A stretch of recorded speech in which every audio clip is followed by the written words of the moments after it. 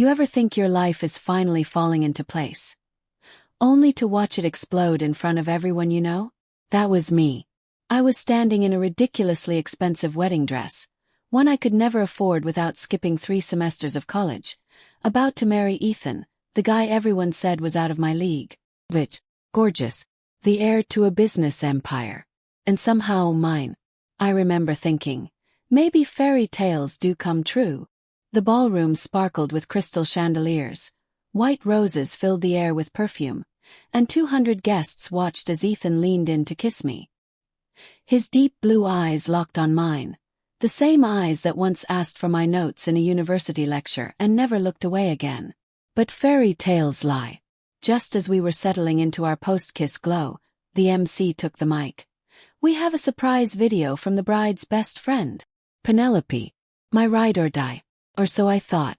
She stepped up, all smiles and glitz, and said, "Here's a little memory they'll never forget." She pressed a remote. The screen dropped. The room darkened. Then, there it was. Footage. Me. In a bed that wasn't mine. Naked. With Edward, our classmate. Dated timestamp. 3 nights ago. My bachelorette party. The crowd gasped. I turned to Ethan, my heart in my throat. "I don't remember this. Penelope made me a drink, something's wrong." But his face. Cold. Unforgiving. He slapped me. Right there. "I can't believe I almost married you," he spat. "You disgust me." I tasted blood. My lip was split. And every eye was on me. So I ran. Out of the ballroom. Into the street. My veil dragging behind me like a broken promise. And just like that, everything fell apart. That I ran until my feet blistered, until the sounds of gasps and whispers disappeared. Until I couldn't breathe anymore. I collapsed onto a park bench. Makeup ruined, dress dirty, heart shattered. But before I could even feel sorry for myself, I heard a grunt. Man. Elderly. Clutching his chest. Instinct kicked in. Even through the chaos in my own head I knew. Heart attack. "Sir, can you hear me?" I asked, kneeling in mud, not caring about the gown anymore. I found his nitroglycerin tablets. Called an ambulance. Stayed with him. And that's how I met George. He survived. Thanks to me. And at the hospital he looked me in the eye and said, "You saved my life. Let me help save yours." He offered me a room in his guest house. No questions asked. No conditions. I didn't know it then.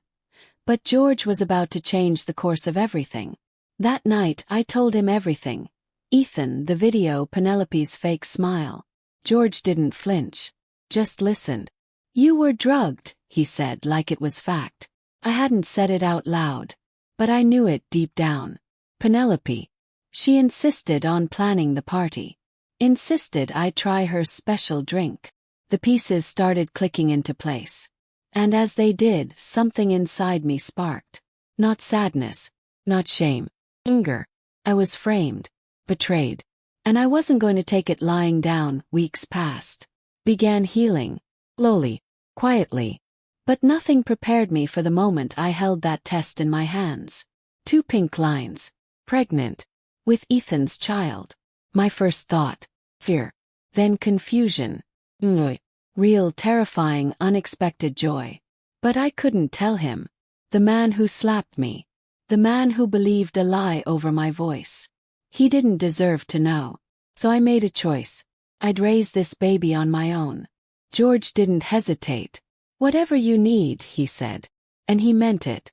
He always did. Annabelle was born on a stormy spring morning.